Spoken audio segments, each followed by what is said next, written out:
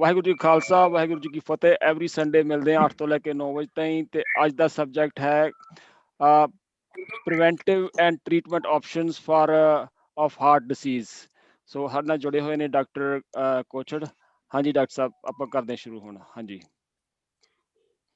ਤੇ ਤੁਸੀਂ ਪਹਿਲੀ ਸਲਾਈਡ ਲਾਓ ਤਾਂ।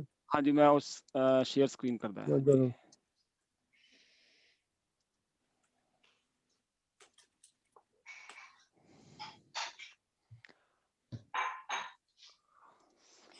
ਇਹ ਮੈਂ ਹਾਰਟ ਦੀ ਪਿਕਚਰ ਦਿਖਾਣਾ ਚਾਹੁੰਦਾ ਕਿ ਜਿਹਦੇ ਤੇ ਜਿਵੇਂ ਉੱਪਰ ਤੁਸੀਂ ਦੇਖੋ ਹਾਰਟ ਦੇ ਮਸਲ ਤੇ ਜਿਵੇਂ ਟਰੀ ਬਣਿਆ ਹੋਇਆ, ਇਹ ਟਰੀ ਸਾਰੀਆਂ ਆਰਟਰੀਜ਼ ਹਾਰਟ ਦੀ ਤੇ 3 ਆਰਟਰੀਆਂ ਹੁੰਦੀਆਂ। ਲੈਫਟ ਮੇਨ ਆਰਟਰੀ, ਉਸ ਤੋਂ ਬਾਅਦ ਉਹ ਡਿਵਾਈਡ ਕਰ ਦਿੰਦੀ ਫਰੰਟ ਆਰਟਰੀ ਤੇ ਸਾਈਡ ਆਰਟਰੀ ਤੇ ਰਾਈਟ ਕੋਰਨਰੀ ਜਿਹੜੀ ਆ ਸੱਜੇ ਪਾਸੇ ਹੁੰਦੀ।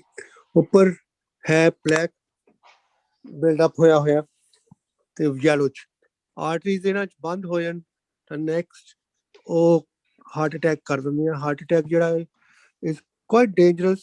ਅੱਜ ਕੱਲ੍ਹ ਜਿਹੜੀ ਸਡਨ ਡੈਥ ਹੁੰਦੀ ਅਮਰੀਕਾ 'ਚ 300,000 ਸਡਨ ਡੈਥਸ ਹੈਗੀਆਂ ਇਨ ਅਡਲਟਸ ਐਵਰੀ ਈਅਰ। ਉਹਨਾਂ ਸਡਨ ਡੈਥਸ ਵਿੱਚੋਂ 70% ਆਰ ਡਿਊ ਟੂ ਕਲੌਗਡ ਆਰਟਰੀਜ਼ ਔਰ ਦਾ ਹਾਰਟ ਕਲੌਗਡ। ਤੇ ਉਸ ਤੋਂ ਬਾਅਦ ਹੋਰ ਰਿਸਕ ਹੀ ਹੁੰਦੇ ਸਡਨ ਡੈਥ ਤੇ, ਹੋਰ ਰਿਸਕ ਫੈਕਟਰਸ ਹੈਗੇ ਅਰਿਥਮੀਆਜ਼ ਐਂਡ ਆਲ ਦੈਟ, ਉਹ ਫਿਰ ਸੈਪਰੇਟ ਟੌਪਿਕ ਹੋਏਗਾ। ਤੇ ਬਾਕੀ ਅੱਜ ਮੈਂ ਫੋਕਸ ਕਰਨਾ ਚਾਹੁੰਦਾ ਜਿਹੜੀ ਪ੍ਰੀਵੈਂਸ਼ਨ ਕਿਵੇਂ ਕੀਤੀ ਜਾ ਸਕਦੀ, ਕਿਹੜੀਆਂ ਟ੍ਰੀਟਮੈਂਟ ਆਪਸ਼ਨਸ ਹੈ ਜਿਹੜੀਆਂ heart attack particularly heart attack blocked ਆਰਟਰੀਆਂ ਸੇ। ਦੂਸਰੀ ਸਲਾਈਡ ਕਰੀਏ। Can you go to next slide? Thank you. ਇਹ ਤੁਹਾਨੂੰ ਕਲੀਅਰਲੀ ਦੱਸੇਗੀ ਆਰਟਰੀ ਨਾਰਮਲ ਆਰਟਰੀ ਹੈ। ਇਹਦੇ ਵਿੱਚ ਯੂ ਕੈਨ ਸੀ ਕਿ ਜਿਹੜੇ ਲਾਲ ਪਏ ਹੋਈ ਚੀਜ਼ਾਂ clear blood flow freely flow ਕਰ ਰਹੀ। Can we go to next slide? Okay, let's start with this. ਆ ਜਿਹੜਾ ਯੈਲੋ ਚੀਜ਼ਾਂ ਬਣੀਆਂ ਹੋਈਆਂ, ਇਹ ਯੈਲੋ ਹੈਗਾ ਪਲੈਕ ਬਿਲਡਅਪ। ਇਹ plaque is composed of fat ਤੇ ਸਮਟਾਈਮਸ ਬਲੱਡ ਵੈਸਲਸ ਤੇ ਸੈਲਸ ਜਿਹੜੇ ਬੋਡੀ ਲਾਈਨ ਦੇ ਆਰਟਰੀਆਂ ਦੇ ਉਹ ਇਕੱਠੇ ਹੋ ਜਾਂਦੇ। ਉਹਦੇ ਨਾਲ ਬਲੌਕਡ ਹੋਣ ਨਾਲ ਤੁਸੀਂ ਦੇਖੋ ਪਹਿਲੀ ਸਲਾਈਡ ਨੂੰ ਕੰਪੇਅਰ ਕਰਕੇ ਬਲੱਡ ਫਲੋ ਥੋੜੀ ਘਟ ਜਾਂਦੀ। ਤੇ ਇਹ ਜੇ ਪਲੈਕ ਵੱਡਾ ਹੋ ਜਾਏ ਤਾਂ ਉਸ ਨਾਲ ਹੋਰ ਬਲੱਡ ਫਲੋ ਘਟੇਗੀ, ਉਹਦੇ ਨਾਲ ਫਿਰ ਹਾਰਟ ਅਟੈਕ ਹੁੰਦਾ। ਆਈਡੀਆ ਇਹ ਹੈ ਕਿ how to prevent this black buildup, ਉਹ ਮੈਂ ਆਵਾਂਗਾ ਉਹਦੇ ਤੇ। ਪਹਿਲਾਂ ਮੈਂ ਥੋੜਾ ਜਿਹਾ ਕੰਪਲੀਟ ਕਰਕੇ। Next slide please.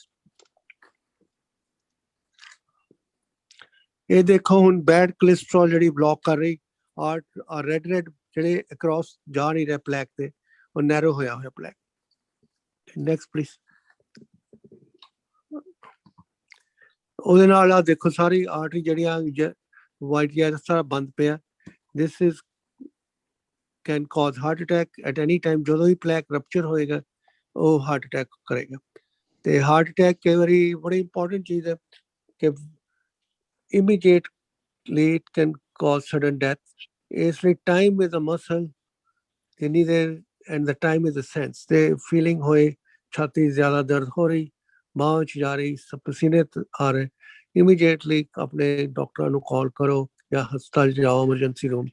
ਕਿ ਸਾਡੇ ਕੋਲ ਜਿਹੜੇ ਇੰਟਰਵੈਂਸ਼ਨਿਸਟ ਹੈਗੇ ਜੇ ਮੀਨਿੰਗ ਜਿਹੜੇ ਆਰਟਰੀਆਂ ਖੋਲਦੇ, ਉਹਨਾਂ ਸਾਡੇ ਕੋਲ ਸਿਰਫ 90 ਮਿੰਟਸ ਹੁੰਦੇ to from the time of heart attack to opening up the artery। ਉਹ 90 ਮਿੰਟ 'ਚ ਅਸੀਂ ਹਸਪਤਾਲ ਵੀ ਪਹੁੰਚਣਾ, ਆਰਟਰੀ ਖੋਲਣੀ। ਜਿੰਨੇ ਰਿਜ਼ਲਟਸ ਹੋਣਗੇ ਉਹ ਬੈਟਰ ਹੁੰਦੇ ਜੇ 90 ਮਿੰਟਸ ਤੋਂ ਪਹਿਲਾਂ ਆਰਟਰੀਆਂ ਖੋਲ ਜਾਣ। ਜਿੰਨਾ ਦੇਰ ਹੋਏਗੀ ਉਹਨਾਂ ਡੈਮੇਜ ਹਾਰਟ ਦਾ ਹੋਏਗਾ। Next please. ਮੈਂ ਤੁਹਾਨੂੰ ਮੈਕੈਨਿਜ਼ਮ ਦੱਸਣਾ ਚਾਹੁੰਦਾ ਕਿ ਜਿਵੇਂ ਆਰਟਰੀਆਂ ਖੋਲਦੇ ਜਿਹੜਾ ਵਾਈਟ ਜਿਹਾ ਹੈ, white is a stent, we put this ਇਹਨੂੰ across the blockage ਪਾਉਂਦੇ ਉਸ ਤਾਂ ਕਿ ਉਹਦੀ ਪੋਜੀਸ਼ਨ ਹੋ ਜਾਏ। ਕੀ ਥਿੰਗ ਹੁੰਦੀ ਕਿ ਤਾਰ ਪਾ ਕੇ ਵਾਇਰ ਪਾ ਕੇ ਇਹਨੂੰ ਪੋਜੀਸ਼ਨ ਕਰਨਾ across the plaque। Next please. ਇਹ ਹੁੰਦੀ ਕੈਥ ਲੈਬ ਦੀ ਮੈਂ ਪਿਕਚਰ ਦਿਖਾ ਰਿਹਾ ਤੁਹਾਨੂੰ। ਪੇਸ਼ੈਂਟਸ ਨੂੰ ਕਿ ਸੈਡੇਸ਼ਨ ਦਿੱਤੀ ਜਾਂਦੀ, ਗਰੋਇਨ ਜਾਂ ਆਰਮ ਤੋਂ ਐਕਸੈਸ ਲੈਂਦੇ। ਸਾਹਮਣੇ ਤੁਸੀਂ ਦੇਖ ਲਓ ਰੇਡੀ ਐਕਸਰੇ ਪਿਕਚਰ ਹੈ, ਆਰਟਰੀਆਂ ਏਦਾਂ ਹਾਰਟ ਦੀਆਂ ਇਮੀਡੀਏਟਲੀ ਦੇਖੀਆਂ ਜਾ ਸਕਦੀਆਂ। ਨਾਲੇ ਪੁਰਾਣੇ ਜ਼ਮਾਨੇ 'ਚ ਤਾਂ ਇਹ ਪੋਜੀਸ਼ਨ ਅਵੇਲੇਬਲ ਹੀ ਨਹੀਂ ਸੀ, ਕਈ ਵਾਰੀ ਬਾਈਪਾਸ ਕਰਨਾ ਪੈਂਦਾ। Next please. ਇਹ ਹੈ ਤੁਹਾਨੂੰ ਦਿਖਾ ਰਹੇ ਮੈਟਲ ਪੀਸ ਸਟੈਂਟ। ਇਹਦੇ ਨਾਲ ਆਰਟਰੀਆਂ ਅਸੀਂ ਖੋਲਦੇ ਹਾਂ ਤਾਂ ਕਿ ਉਹ ਬੰਦ ਨਾ ਹੋਣ ਦੁਬਾਰਾ। ਇਹ ਅੱਜ ਕੱਲ ਉੱਪਰ ਤੁਸੀਂ ਪੜ੍ਹ ਲਏ ਹੋਣੇ drug looting stent. What does that mean? Meaning ਇਹ ਸਟੈਂਟ ਜਿਹੜੇ ਮੈਟਲ ਪੀਸ ਦੇ ਉੱਪਰ ਡਰਗ, ਜਿਹੜੀਆਂ ਬਾਇਓਮੈਡੀਕਲ ਇੰਜੀਨੀਅਰ ਨੇ ਡਰਗ ਉਹਦੇ ਉੱਤੇ ਲੱਗੀ ਹੁੰਦੀ, ਉਹਦੇ ਨਾਲ ਜਿਹੜੀ ਹੈ ਡਰਗ ਨਾਲ ਸਟੈਂਟ ਆਰਟਰੀ ਬੰਦ ਨਹੀਂ ਹੁੰਦੀ ਦੁਬਾਰਾ, ਕਿਉਂਕਿ ਸਕਾਰ ਜਿਹੜਾ ਅਸੀਂ ਖੋਲਦੇ ਹਾਂ ਉਹ ਸਕਾਰ ਬਣ ਜਾਂਦਾ। ਉਹ ਸਕਾਰ ਨੂੰ ਪ੍ਰੀਵੈਂਟ ਕਰਨ ਲਈ ਮੈਡੀਸਨ ਹੌਲੀ ਹੌਲੀ ਰਿਲੀਜ਼ ਹੁੰਦੀ ਰਹਿੰਦੀ ਓਵਰ 3 months। ਉਹਦੇ ਨਾਲ ਜਿਹੜਾ ਅਸੀਂ ਖੋਲ ਕੇ ਆਰਟਰੀ ਖੋਲਦੇ, ਉਹ ਜਿੰਨੇ ਪਾਰਟੀਕਲਸ ਹੁੰਦੇ ਉਹਨਾਂ ਨੂੰ ਦੁਬਾਰਾ ਇਕੱਠੇ ਨਹੀਂ ਹੋਣ ਦਿੰਦੇ। ਇਸ ਲਈ ਪਹਿਲੇ 3 ਮਹੀਨੇ ਜਾਂ even 6 months ਬੜਾ ਇੰਪੋਰਟੈਂਟ ਹੁੰਦਾ ਕਿ ਤੁਸੀਂ ਦਵਾਈਆਂ ਵੀ ਲਓ ਇਨ ਐਡੀਸ਼ਨ ਟੂ ਲੂਟਿੰਗ ਸਟੈਂਟਸ। ਦਵਾਈਆਂ ਜਿਵੇਂ ਬਲੱਡ ਥਿਨਰ, ਉਹਨਾਂ ਨੂੰ ਪਹਿਲੇ 3 ਮਹੀਨੇ to 6 months ਬੜਾ ਇੰਪੋਰਟੈਂਟ ਹੈ। ਜਿਵੇਂ ਐਸਪਰੀਨ ਹੋਏ 81 ਮਿਲੀਗ੍ਰਾਮ once a day, ਉੱਦਾਂ ਹੀ ਪਲੈਵਿਕਸ ਆ ਜਾਂ ਹੋਰ ਦਵਾਈਆਂ ਬਲੱਡ ਥਿਨਰ ਆ। ਆਈਡੀਆ ਕਿ ਮੈਟਲ ਪੀਸ ਹੁੰਦਾ ਬਲੱਡ ਵੈਸਲ ਦੇ ਵਿੱਚ, ਜੇ ਉਹ ਕਈ ਪੇਸ਼ੈਂਟ ਜਿਹੜੇ ਬਲੱਡ ਨਹੀਂ ਸਮਝਦੇ ਜਾਂ ਕਮਿਊਨੀਕੇਸ਼ਨ ਪ੍ਰੋਬਲਮ ਹੋ ਜਾਂਦੀ, ਉਹ ਬਲੱਡ ਥਿਨਰ ਨਹੀਂ ਲੈਂਦੇ, ਤਾਂ ਆ ਜਿਹੜਾ ਸਟੈਂਟ ਉਹ ਵੀ ਕਲੋਜ਼ ਹੋ ਸਕਦਾ। ਉਹ ਕੈਨ ਬੀ ਕੈਟਾਸਟ੍ਰੋਫਿਕ ਐਮਰਜੈਂਸੀ। ਸੋ ਇਸ ਲਈ ਅਸੀਂ ਬੜਾ ਕੇਅਰਫੁਲੀ ਹਰ ਜਗ੍ਹਾ ਲਿਖ ਕੇ ਦਿੰਦੇ ਪੇਸ਼ੈਂਟ ਨੂੰ, ਕਮਿਊਨੀਕੇਟ ਕਰਦੇ ਕਿ ਬਲੱਡ ਥਿਨਰ ਲੈਣਾ ਬੜਾ ਇੰਪੋਰਟੈਂਟ। ਚਲੋ ਨੈਕਸਟ ਪਲੀਜ਼। ਹੁਣ ਜਿਵੇਂ ਆਰਟਰੀ ਪਾ ਕੇ ਉਹਨੂੰ ਪੋਜੀਸ਼ਨ ਕੀਤਾ ਸਟੈਂਟ, ਤਾਂ ਜਿਹੜਾ yellow ਬਲੈਕ ਹੈ ਪਿੱਛੇ ਹੋ ਗਿਆ, it open up the artery. Next please. ਇਹ ਹੁਣ ਤੁਸੀਂ ਦੇਖ ਸਕਦੇ ਹੋ ਇਸ ਪਿਕਚਰ ਤੇ ਕਿ ਜਦੋਂ ਅਸੀਂ ਡਾਇਲੇਟ ਕਰਦੇ ਹਾਂ ਸਟੈਂਟ, ਇਟ ਇਜ਼ ਪੁਸ਼ਡ ਅਗੇਂਸਟ ਦਾ ਵਾਲ। ਉਹ ਵਾਲ ਨੂੰ ਪੁਸ਼ ਕਰਕੇ ਇਹਦੇ ਨਾਲ ਜਿਹੜਾ ਬਲੈਕ ਬਿਲਡਅਪ ਹੋਇਆ ਉਹ ਖੁੱਲ ਜਾਂਦਾ ਤੇ ਜਿਹੜਾ ਬਲੱਡ ਫਲੋ ਅੱਗੇ ਨੂੰ ਚਲੇ ਜਾਂਦੀ। ਜਿਹੜਾ ਬਲੈਕ ਬਾਕੀ ਰਹਿ ਗਿਆ ਉਹਦੇ ਲਈ ਦਵਾਈਆਂ ਜਿਹੜੀਆਂ ਮੈਡੀਸਿਨਸ ਆ, ਉਹ then we give the medicine so that it doesn't come back. Idea is to control the black. ਮੈਂ ਪ੍ਰੀਵੈਂਸ਼ਨ ਤੇ ਆਉਂਦਾ, ਪਹਿਲਾਂ ਤੁਹਾਨੂੰ ਮੈਂ ਸਮਝਾਉਂਦਾ ਕਿ ਕੀ ਕੁਛ ਆਪਸ਼ਨਸ ਹੈ। Next please. ਹੁਣ ਜਿਵੇਂ ਸਟੈਂਟ ਦਾ ਲਾਸਟ ਸਟੈਪ ਆ, ਜਿਹੜੇ ਮੈਸ਼ ਹੀ ਬਣੀ ਹੋਈ, ਜਿਵੇਂ ਜਸਟ ਲਾਈਕ ਜਿਵੇਂ ਮੰਜਾ ਹੁੰਦਾ ਮੈਸ਼, ਇਹ ਸਟੈਂਟ ਜਿਹੜਾ ਮੈਟਲ ਪੀਸ ਦਾ ਬਣਿਆ, ਇਹਦੇ ਨਾਲ ਮੈਡੀਸਨ ਇਹ ਜਦੋਂ ਵੈਸਲ ਦੇ ਉੱਪਰ ਚੜ ਜਾਂਦੀ ਤੇ then it does not collapse, the blood vessel does not come back, ਕਿਉਂਕਿ ਹੋਲਡ ਕਰਦੀ ਬਲੱਡ ਵੈਸਲ। ਤੇ ਆਈਡੀਆ ਇਹਦਾ ਇਹੀ ਹੈ ਕਿ ਬਾਅਦ ਚ ਜਿਹੜਾ ਬਲੌਕੇਜ ਦੁਬਾਰਾ ਨਾ ਆਏ। ਰਿਸਕ ਦੁਬਾਰਾ ਆਉਣ ਦੇ ਰਿਸਕ ਹੈਗੇ less than 5%. Okay, majority of them they do well, provided patients are also and taking medicine. ਇਹਦੇ ਨਾਲ ਰੈਵੋਲੂਸ਼ਨਾਈਜ਼ ਹੋ ਗਈ ਕਾਰਡੀਓਲੋਜੀ, ਕਿਉਂਕਿ ਜਿਹੜੇ 90 ਮਿੰਟਸ ਦੇ ਵਿੱਚ ਅਸੀਂ ਅਕਿਊਟ ਹਾਰਟ ਅਟੈਕ ਹੈ ਉਹਨੂੰ ਅਸੀਂ ਖੋਲਦੇ ਹਾਂ 90% of the time it is successful. So ਇਸ ਲਈ ਬੜਾ ਇੰਪੋਰਟੈਂਟ ਹੈ ਕਿ ਪਤਾ ਹੋਣਾ ਚਾਹੀਦਾ ਕਿ early recognition of symptoms, early going to the doctor, early going to the hospital is essential. ਇਹਨੂੰ ਚੀਜ਼ ਨੂੰ ਹਾਰਟ ਦੇ ਸਿੰਪਟਮਸ ਹੋਣ, ਉਹਨੂੰ ਇਹ ਨਾ ਸਮਝੋ ਕਿ ਹਾਂ ਕਿ ਇਹ ਸਟਮਕ ਦੀ ਪ੍ਰੋਬਲਮ ਆ ਜਾਂ ਨਹੀਂ। ਜੇ ਡਾਊਟ ਹੋਏ ਤਾਂ ਸਿੱਧਾ ਕਲੈਰੀਫਾਈ ਕਰੋ, ਕਿਉਂਕਿ ਜਿੰਨਾ ਤੁਸੀਂ ਟਾਈਮ ਲੂਜ਼ ਕਰੋਗੇ ਉਹਨਾਂ ਹਾਰਟ ਡੈਮੇਜ ਹੋਏਗਾ। That is why the limit ਹੈਗੀ 90 ਮਿੰਟਸ ਦੇ ਵਿੱਚ ਜੇ ਅਕਿਊਟ ਹਾਰਟ ਅਟੈਕ ਹੋਏ ਉਹਨੂੰ ਅਸੀਂ ਟੈਕਲ ਕਰੀਏ। ਉਸ ਤੋਂ ਬਾਅਦ ਜਿਹੜੇ ਸੈੱਲ ਜਿਹੜੇ ਹਾਰਟ ਤੋਂ ਡੈਮੇਜ ਹੋਣੇ ਸ਼ੁਰੂ ਹੋ ਜਾਂਦੇ, ਉਹਦਾ ਨੁਕਸਾਨ ਜਾਂ ਲੌਂਗ ਟਰਮ ਇਫੈਕਟ ਉਹਦੇ ਤੇ ਬੜਾ ਹੁੰਦਾ। ਬੰਦੇ ਨੂੰ ਸਾਹ ਚੜਦਾ ਰਹਿੰਦਾ, ਹਾਰਟ ਮਸਲ ਨੂੰ ਫਿਰ ਰਿਵਰਸ ਕਰਨ ਲਈ ਹੋਰ ਦਵਾਈਆਂ ਲੈਣੀਆਂ ਪੈਂਦੀਆਂ। ਤੇ ਇਸ ਲਈ idea is the save the muscle. So that's why there's a saying, say time is the muscle, meaning ਜਿੰਨੀ ਜਲਦੀ ਕਰੋਗੇ ਉਨੀ ਦੇਰ ਮਸਲ ਬਚ ਜਾਏਗਾ। ਆਈਡੀਆ ਕਿ ਹਾਰਟ ਦਾ ਮਸਲ ਬਚਾਉਣਾ। ਚਲੋ ਨੈਕਸਟ ਪਲੀਜ਼। ਇਹ ਇਨ ਅਨਦਰ ਵੇ ਆਫ ਡਿਸਕ੍ਰਿਪਸ਼ਨ ਮੈਂ ਦੇ ਰਿਹਾ। ਜੇ ਤੁਸੀਂ ਲੈਫਟ ਸਾਈਡ ਤੇ ਪਿਕਚਰ ਦੇਖੋ ਤੇ ਆਰਟਰੀ ਜਿਹੜੀਆਂ ਰੈਡ ਆਰਟਰੀ ਆ, ਯੈਲੋ ਬਿਲਕੁਲ ਬਲੈਕ ਹੈ, ਉਹਦੇ ਵਿੱਚ ਡਾਟ ਜਿਹੜੇ ਲੱਗੇ ਹੋਏ ਬਲੂਨ। ਇਹ ਬਲੂਨ ਪਹਿਲਾਂ ਖੋਲ ਕੇ ਆਰਟਰੀ ਦਾ ਪੈਸਿਵ ਬਣਾਈਦਾ। ਉਸ ਤੋਂ ਬਾਅਦ ਰਾਈਟ ਸਾਈਡ ਤੇ ਪਿਕਚਰ ਹੈ ਜਿਹੜੀ ਮੈਸ਼ ਬਣੀ ਹੋਈ, ਉਹ ਸਟੈਂਟ ਖੋਲ ਕੇ ਪਰਮਾਨੈਂਟਲੀ ਇਹ ਸਟੈਂਟ ਜਿਹੜਾ ਹੁੰਦਾ ਪਰਮਾਨੈਂਟ ਹੀ ਹੁੰਦਾ, ਇਹ ਕੱਢ ਨਹੀਂ ਸਕਦੇ ਅਸੀਂ, ਕਿਉਂਕਿ ਹਾਲੇ ਤੱਕ ਜਿਹੜੇ ਬਾਇਓਅਬਜ਼ਾਰਬਲ ਸਟੈਂਟਸ ਆਏ ਨਹੀਂ ਕਾਰਡੀਓਲੋਜੀ 'ਚ। ਇਹ ਸਟੈਂਟਸ ਜਿਹੜੇ ਇਹਨਾਂ 6 ਮਹੀਨੇ ਬਾਅਦ they become part of the body, part of the blood vessel, but they keep the artery open. It's better than cutting the artery. The 90% success rate in acute heart failure. ਜਿੰਨਾ ਤੁਸੀਂ wait ਕਰੋਗੇ ਇਸ ਮਾਮਲੇ 'ਚ, ਉਹਨਾਂ ਜਿਹੜਾ every minute there's a 10% decreased chance of saving life by every 1 minute delay. Next, please. हाँ, मैं ਤੁਹਾਨੂੰ एग्जांपल ਦਿਖਾਣਾ ਚਾਹੁੰਦਾ। ਇਹ ਉੱਪਰ ਹੈ ਆਰਟਰੀ, ਥੱਲੇ ਤੁਸੀਂ ਦੇਖੋ ਜਿੱਥੇ ਸਰਕਲ ਆਇਆ ਉਸ ਤੋਂ ਪਹਿਲਾਂ ਆਰਟਰੀ ਫੁੱਲ ਆ, ਉਹਦੇ ਤੋਂ ਬਾਅਦ ਚ ਆਰਟਰੀ ਫੁੱਲ ਆ, ਜਿਹੜੀ ਨੈਰੋ ਹੋਈ ਇਹ ਪਿੰਚ ਨਰ ਹੁੰਦੀ। ਇਹ this is how it looks like in the cath lab ਕਿ ਆਰਟਰੀ ਇਜ਼ ਕਲੌਗਡ। ਇਹ ਬਿਲਕੁਲ ਜਿੱਥੇ ਸਰਕਲ ਲੱਗਾ ਹੋਇਆ, ਇਹਦੇ ਨਾਲ ਬਲੱਡ ਫਲੋ ਥੱਲੇ ਨਹੀਂ ਜਾਂਦੀ। ਉਹ ਬਲੱਡ ਫਲੋ ਥੱਲੇ ਨਹੀਂ ਜਾਏਗੀ, ਹਾਰਟ ਮਸਲ ਜਿਹੜਾ ਫੰਕਸ਼ਨ ਨਹੀਂ ਕਰਦਾ, ਉਹਦੇ ਨਾਲ ਫਿਰ ਡੈਮੇਜ ਹਾਰਟ ਨੂੰ ਹੁੰਦਾ, ਚੈਸਟ ਪੇਨ ਵੀ ਹੁੰਦੀ। ਤੇ ਇਹ ਬਾਅਦ ਚ ਕਲੀਅਰ ਨੈਕਸਟ ਸਲਾਈਡ ਤੇ ਕਲੀਅਰ ਹੋ ਜਾਏਗੀ। Next please. ਅੱਛਾ, ਇਹ ਤੁਸੀਂ ਪਹਿਲਾਂ ਲੈਫਟ ਸਾਈਡ ਤੇ ਦੇਖੋ। ਆ ਜਿਵੇਂ ਇੱਥੇ ਪਹਿਲੀ ਮੈਂ ਆਰਟਰੀ ਦਿਖਾਈ ਸੀ, ਰਾਈਟ ਸਾਈਡ ਤੇ ਆਰਟਰੀ ਆ, ਦੇਖੋ ਜਿੱਥੇ ਰੈਡ ਜੀ ਐਰੋ ਲੱਗੀ ਹੋਈ, ਉਹਦੇ ਤੋਂ ਥੱਲੇ ਡਾਈ ਜਾ ਹੀ ਨਹੀਂ ਰਹੀ, ਕੋਈ ਪੈਸੀਫਿਕੇਸ਼ਨ ਨਹੀਂ। ਇਹਦਾ ਮਤਲਬ ਇਹ ਆਰਟਰੀ 100% ਬਲੌਕੇਜ ਸੀ ਇਹਦੇ ਚ।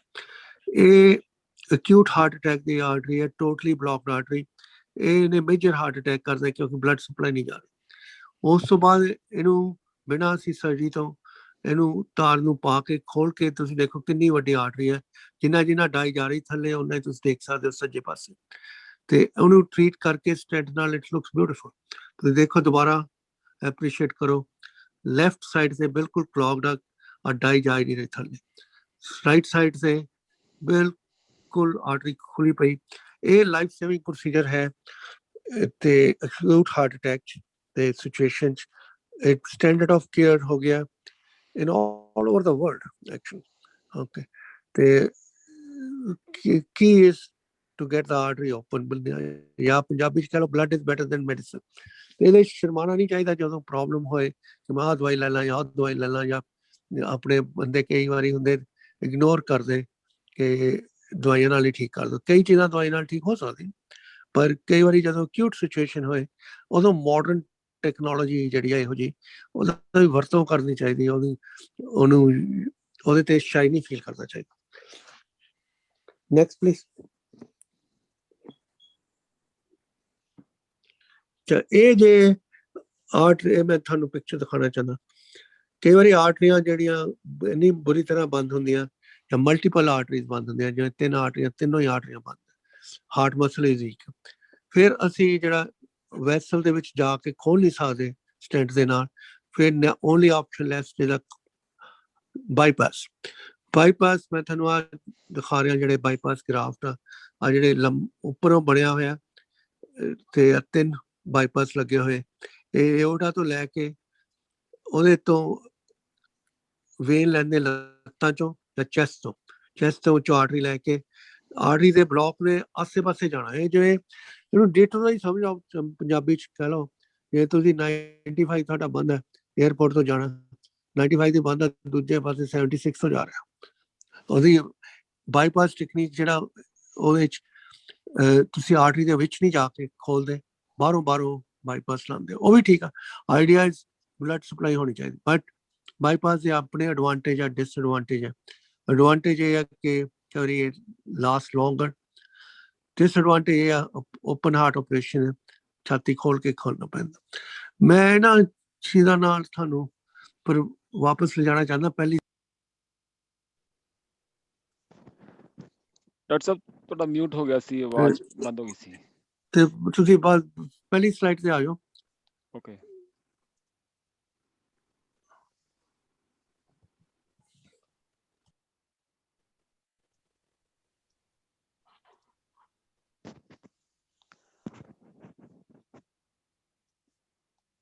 ਹਾਂਜੀ ਡਾਕਟਰ ਸਾਹਿਬ ਤੁਹਾਡੀ ਆਵਾਜ਼ ਬੰਦ ਹੋ ਗਈ ਤੇ ਮਿਊਟ ਹੋ ਗਿਆ।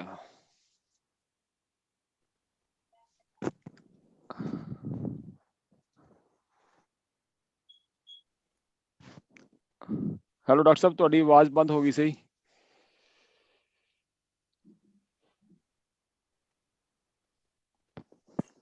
ਹੈਲੋ ਹੈਲੋ, ਪਿਕਚਰ ਹਾਂਜੀ ਨਹੀਂ ਆ ਰਹੀ। ਹਾਂਜੀ, ਆਵਾਜ਼ ਪਹਿਲਾਂ ਬੰਦ ਹੋ ਗਈ ਸੀ, ਹੁਣ ਤੁਹਾਡੀ ਪਿਕਚਰ ਨਹੀਂ ਆ ਰਹੀ, ਬਾਕੀ ਸਹੀ ਆ, ਹੁਣ ਠੀਕ ਹੈ। ਤੇ ਉਹ ਤਾਂ ਉਹਨਾਂ ਦੀ ਆ ਰਹੀ, ਮੇਰੀ ਨਹੀਂ ਆ ਰਹੀ।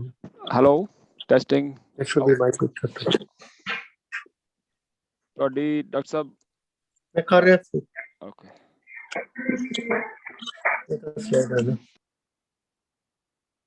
I'm done with that. Okay. Video's on. Where is my picture? You have to just slide. Slide. Okay, I'm back. Hello? ਹਾਂਜੀ ਹਾਂਜੀ ਹਾਂਜੀ doctor Sahib. I'm thinking I'm back on the screen. Is a important point is I want to make up across everybody is prevention ਤੇ ਮੈਂ ਹੁਣ ਆਉਂਦਾ, ਮੈਂ ਪਹਿਲਾਂ ਤੁਹਾਨੂੰ ਮੈਕੈਨਿਜ਼ਮ ਦੇਣਾ ਚਾਹੁੰਦਾ ਸੀ ਕਿ what it entails. ਹੁਣ ਰਿਵਰਸ ਕਰੋ ਇਹਨੂੰ ਸ਼ੁਰੂ, ਕਿ ਹੁਣ ਨਹੀਂ ਚਾਹੀਦੀ ਬਲੋਕੇਜ। ਇਹਦੇ ਰਿਸਕ ਫੈਕਟਰਸ ਹੁੰਦੇ, as I said first, so I'm going to repeat it: hypertension, high blood pressure, diabetes, bad food, high cholesterol, smoking. So prevention is in our hand as a patient. ਬਾਕੀ ਜਿਹੜਾ doctor ਨੇ ਤਾਂ ਕੰਮ ਕਰਦਾ ਵੱਖਰੀ ਗੱਲ। ਉਹਦੇ ਲਈ ਤੁਸੀਂ ਡਾਇਟ ਤੇ ਜ਼ਰੂਰ ਖਿਆਲ ਕਰੋ ਸ਼ੁਰੂ ਤੋਂ। ਜਿਹੜੀ ਜੇ ਤੁਸੀਂ ਨਾਨ ਵੈਜੀਟੇਰੀਅਨ ਹੋ, ਜ਼ਿਆਦਾ ਜ਼ੋਰ ਰੱਖੋ ਫਿਸ਼ ਤੇ। ਓਕੇ, ਜੇ ਤੁਸੀਂ ਵੈਜੀਟੇਰੀਅਨ ਹੋ, ਮੋਰ ਫਿਰ ਸੌਖਾ ਖਾਵਾਂ ਪਲਾਂਟ ਵੈਜੀਟੇਬਲਸ। ਜਿਵੇਂ ਮੈਂ ਰਿਕਮੈਂਡ ਕਰਦੇ American Heart Association, American College Cardiology, we all recommend diet called Mediterranean diet. ਇਹਨੂੰ ਤੁਸੀਂ ਗੂਗਲ ਵੀ ਕਰ ਸਕਦੇ ਹੋ। Mediterranean diet mainly involves beans ਖਾਓ, ਤੇ ਨਟਸ ਆਰ ਫਾਈਨ, ਤੇ olive oil cooking, plus exercise about 30 minutes every day for 7 days a week. 30 minutes ਜੇ ਤੁਹਾਡੇ ਕੋਲ ਟਾਈਮ ਨਹੀਂ ਹੈ 30 ਮਿੰਟ ਇਕੱਠੇ ਕਰਨ ਦਾ, ਕਈ ਵਾਰੀ ਸਾਰੇ ਬਿਜ਼ੀ ਜੌਬਸ, ਤੇ 15 ਮਿੰਟ ਸਵੇਰੇ ਕੰਮ ਤੇ ਜਾਣ ਤੋਂ ਪਹਿਲਾਂ ਜਾਂ 15 ਮਿੰਟ ਸ਼ਾਮ ਨੂੰ। Idea is 30 minutes every day 7 days a week. ਉਹਦੇ ਨਾਲ ਜਿਹੜੇ ਬੋਡੀ ਦੇ skeletal muscle or cells are strong ਹੋ ਜਾਂਦੇ, circulation will improve ਹੋ ਜਾਂਦੀ। So in addition to exercise, the diet and keep the stress low. So these are the things to prevent. ਕਈ ਵਾਰੀ family history ਹੁੰਦੀ ਹੈ, ਬੜੀ strong family history, ਉਹ ਤੁਸੀਂ ਆਪਾਂ ਰਿਵਰਸ ਨਹੀਂ ਕਰ ਸਕਦੇ। ਉਹ ਜੋ ਹੈ ਉਹ ਹੈ, ਉਹ ਜੈਨੇਟਿਕ ਡਿਜ਼ੀਜ਼ ਹੈ। ਉਹਨੂੰ ਕਈ ਯੂਜਲੀ ਜਿਹੜੇ ਯੰਗ ਪੇਸ਼ੈਂਟਸ ਹੁੰਦੇ, ਜਿਹੜੇ less than 50 years of age, ਜਿਹਨਾਂ ਨੂੰ ਹਾਰਟ ਦੀ ਪ੍ਰੋਬਲਮ ਹੁੰਦੀ ਜਾਂ ਕਲੌਗਡ ਆਰਟਰੀ ਹੁੰਦੀ, ਉਹਨਾਂ ਦੇ ਯੂਜਲੀ ਜੇ ਟਰੈਕ ਕਰੋ ਤੇ ਪੇਰੈਂਟਸ ਜਾਂ ਉਹਨਾਂ ਦੇ ਬ੍ਰਦਰਸ ਜਾਂ ਸਿਸਟਰ, ਰੀਅਲ ਫਸਟ ਰਿਐਲਿਟੀ, ਉਹਨਾਂ ਨੂੰ ਕੁਛ ਨਾ ਕੁਛ ਹਾਰਟ ਦੀ ਬਿਮਾਰੀ ਹੁੰਦੀ। ਉਹਨਾਂ ਦੇ ਕਈਆਂ ਦੀ ਹੁੰਦੀ ਸਡਨ ਡੈਥ ਦੇ ਵੀ ਹੁੰਦੀ। So that is a very short, brief summary, but I thought I'll give you the picture so you can look at it at your leisure. Also, you can go back to the slides. Just wanted to give you a starting point. Koi question ho na, I'm ready for it.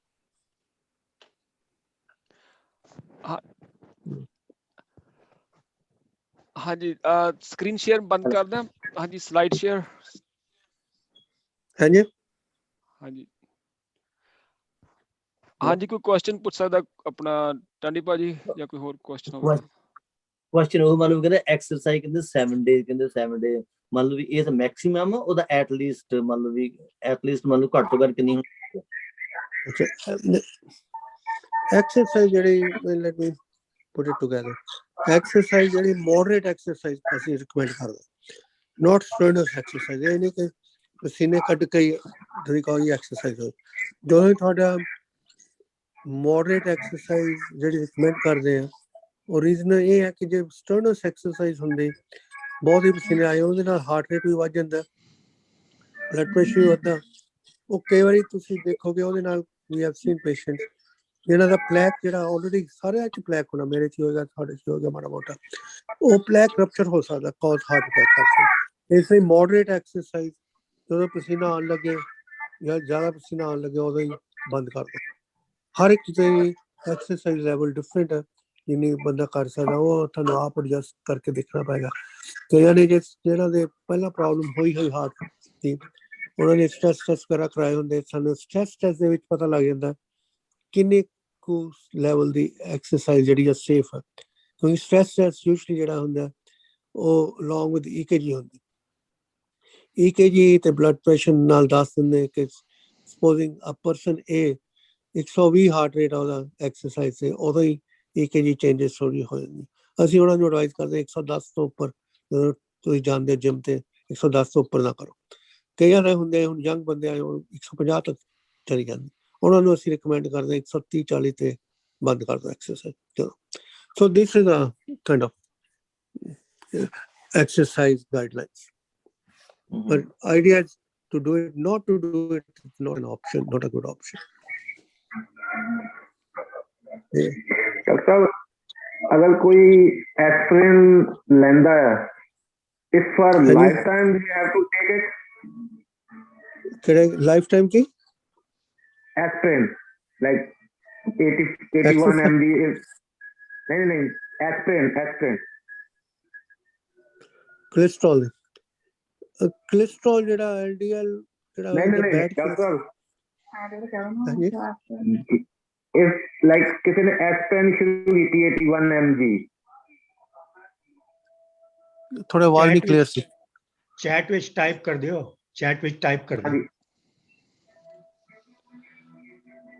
Type करो chat विच।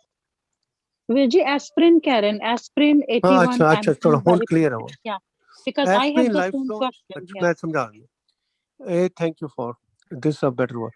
ਜਿਹੜਾ ਨੂੰ heart attack ਹੋਇਆ, heart ਦੀ problem ਹੈ ਪਹਿਲਾਂ, ਉਹਨਾਂ ਲਈ aspirin lifelong. So secondary prevention is lifelong. Primary prevention ਜਿਵੇਂ ਕਿਸੇ ਨੂੰ ਕੋਈ ਹਾਰਟ ਦੀ ਪ੍ਰੋਬਲਮ, ਉਹਨਾਂ ਤੇ ਨਾਲੇ ਡੇਟਾ ਜਿਹੜਾ ਮਿਕਸ ਡੇਟਾ ਹੈ, ਉਹ ਫੀਲਿੰਗ ਕਰ ਰਹੇ ਕਿ ਉਹਨਾਂ ਨੂੰ ਜੇ ਹਫ਼ਤੇ 3 ਵਾਰੀ ਲੈਣ ਬਹੁਤ ਠੀਕ, ਜ਼ਿਆਦਾ ਲੈਣ ਦੀ ਲੋੜ ਨਹੀਂ।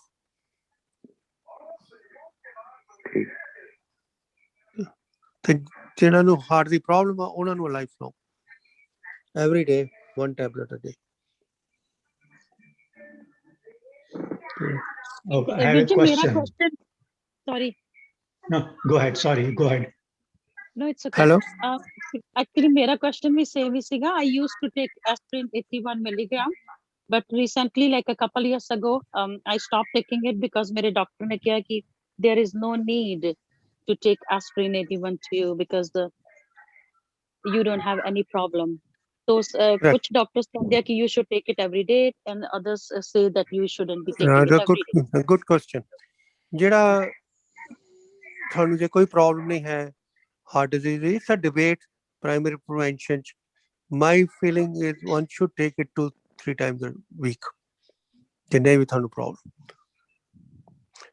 ਉਹ ਜਿਹੜੇ ਸਟੱਡੀਜ਼ ਕੀਤੀਆਂ ਉਹਨਾਂ ਚ ਸੀ ਕਿ ਰਿਸਕ ਆਫ, ਜੇ ਤੁਹਾਨੂੰ ਰਿਸਕ ਆਫ ਕੋਈ ਬਲੀਡਿੰਗ ਹੈ, ਕਿਤੇ ਹੈ GI ਟ੍ਰੈਕਟ ਬਲੀਡਿੰਗ ਹੈ, ਕਿਤੇ ਹੋਰ, ਫਿਰ ਦੈਟਸ ਅ ਸੈਪਰੇਟ ਇਸ਼ੂ।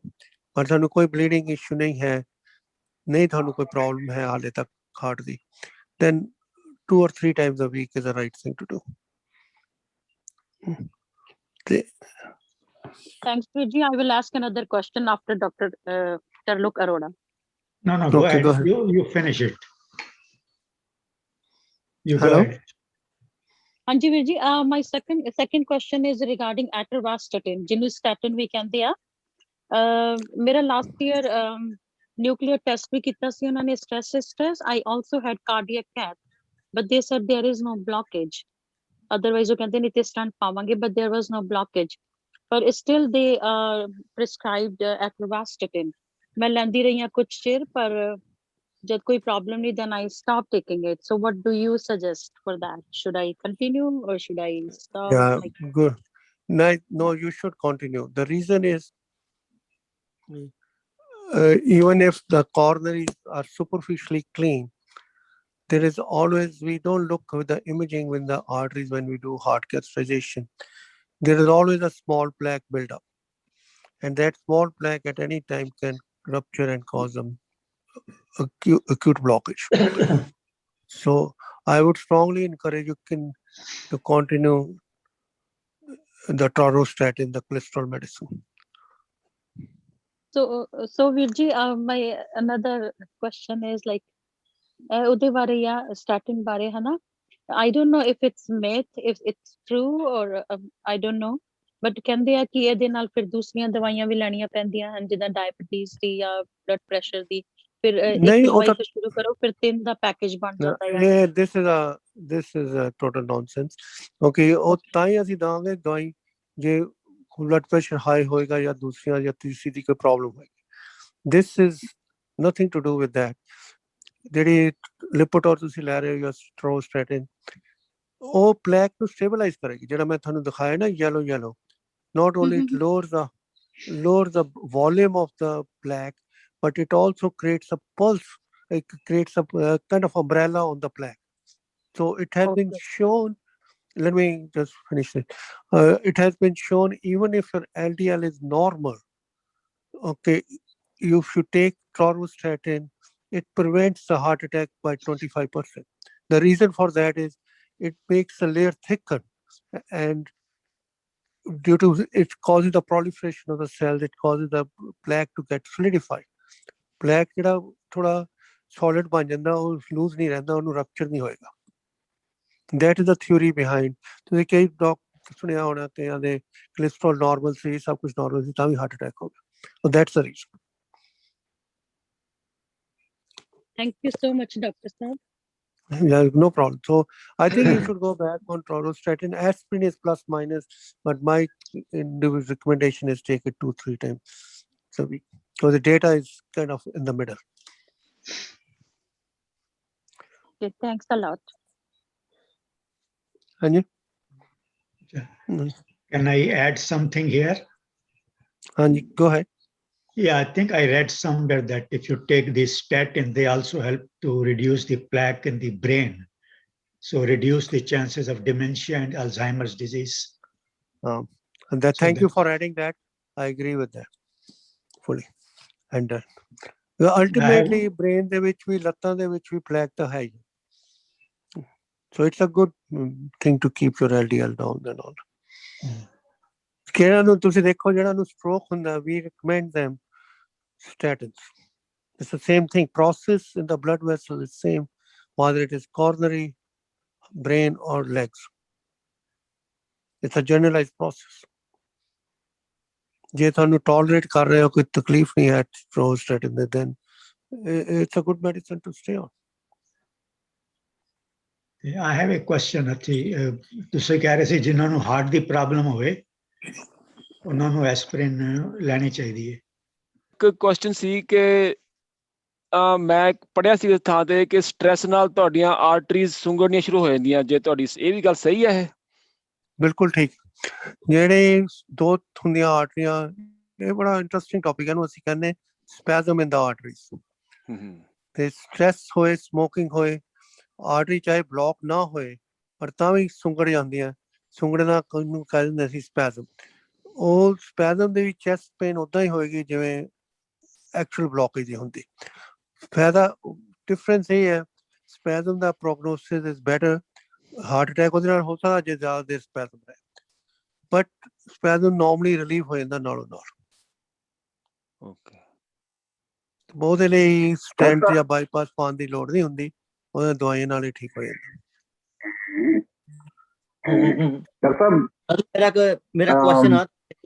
ਮੇਰਾ ਕੁਐਸਚਨ ਆ ਵੀ ਕਿਸੇ ਆਦਮੀ ਨੂੰ ਉਹਨੂੰ ਇਹ ਨਹੀਂ ਪਤਾ ਹੈਗਾ ਵੀ ਉਹਨੂੰ ਬਲੌਕੇਜ ਜਾਂ ਕੀ ਹੋ ਰਿਹਾ, ਤੇ ਮੰਨ ਲਓ ਉਹਦੇ ਵਾਸਤੇ ਕੀ ਚੀਜ਼, ਉਹ ਆਪਣੇ ਆਪ ਨੂੰ ਸਮਝੇ ਵੀ ਮੈਨੂੰ ਬਲੌਕੇਜ ਹੋ ਗਈ, ਉਹਦੇ ਵਾਸਤੇ ਕੀ ਚੀਜ਼ ਆ, ਕਿਹੜੀ ਤੁਸੀਂ ਮੰਨ ਲਓ ਵੀ ਪ੍ਰੀਕਾਸ਼ਨ ਨੂੰ ਦੱਸਦੇ ਹੈਗੇ ਆ ਵੀ ਉਹਨੂੰ ਜ਼ਿੰਦਗੀ 'ਚ ਇਹੋ ਜਿਹੀ ਡਾਈਟ ਲੈ ਕੇ ਆਉਣੀ ਚਾਹੀਦੀ ਜਿਹਦੇ ਵਿੱਚ ਉਹਦਾ ਮਾਈਂਡ ਦੇ ਵਿੱਚੋਂ ਉਹਦਾ ਸ਼ੰਕਾ ਵੀ ਨਿਕਲ ਜਾਵੇ, ਸਭ ਕੁਝ ਨਿਕਲ ਜਾਣੀ। ਤਾਂ ਅੱਛਾ, ਸ਼ੂਗਰ ਟੈਸਟਿੰਗ ਦੀ ਗੱਲ ਕਰ ਰਹੇ ਤੁਸੀਂ?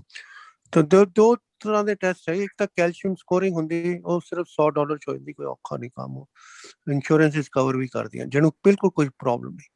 ਕੈਲਸ਼ੀਅਮ ਸਕੋਰਿੰਗ ਦਾ ਮਤਲਬ ਇਹ ਹੈ ਕਿ ਕੈਲਸ਼ੀਅਮ ਜਿਹੜਾ ਉਹ ਕਾਈਂਡ ਆਫ ਜਿਵੇਂ ਸੋਲਿਡ ਚੀਜ਼ ਹੁੰਦੀ, ਜੇ ਕੈਲਸ਼ੀਅਮ ਸਕੋਰ ਹਾਈ ਹੋਏ meaning arteries clogged ਹੋਣ ਦੇ ਚਾਂਸਸ ਜ਼ਿਆਦਾ। Calcium score can be a starting screening point. Okay. ਜੇ ਉਹ ਕੈਲਸ਼ੀਅਮ ਸਕੋਰ ਨਾਰਮਲੀ 0 ਹੋਣਾ ਚਾਹੀਦਾ ਕਿ ਇਹਦਾ ਮਤਲਬ ਕੋਈ ਕੈਲਸ਼ੀਅਮ ਨਹੀਂ, ਇਹਦਾ ਚਾਂਸਸ ਜਾਂ ਆਰਟਰੀਆਂ ਬੰਦ ਹੋਣ ਦੇ ਚਾਂਸਸ ਬਹੁਤ ਘੱਟ ਆ 0%। ਜੇ ਕੈਲਸ਼ੀਅਮ ਸਕੋਰ 400 ਤੋਂ ਉੱਪਰ ਆ ਫਿਰ ਨੈਕਸਟ ਸਟੈਪ ਹੁੰਦਾ ਸਟ੍ਰੈਸ ਟੈਸਟ ਕਰਾਉਣਾ। ਜੇ 700-800 ਦੇ ਹੈ ਮੇਰੇ ਕੋਲ ਹੈ ਪੇਸ਼ੈਂਟ ਜਿਹੜੇ 700-800, ਤੁਹਾਨੂੰ ਪਹਿਲਾਂ ਹੀ ਪਤਾ ਹੁੰਦਾ ਇਹਦੇ 'ਚ ਕੁਛ ਨਾ ਕੁਛ ਤਾਂ ਨਿਕਲਣਾ ਹੀ, ਤੇ ਉਹ ਤੁਸੀਂ ਡਾਕਟਰ ਤੁਹਾਡਾ ਮਿਊਟ ਹੋ ਗਿਆ ਵਾਲੀਅਮ, ਆਵਾਜ਼ ਬੰਦ ਹੋ ਗਈ।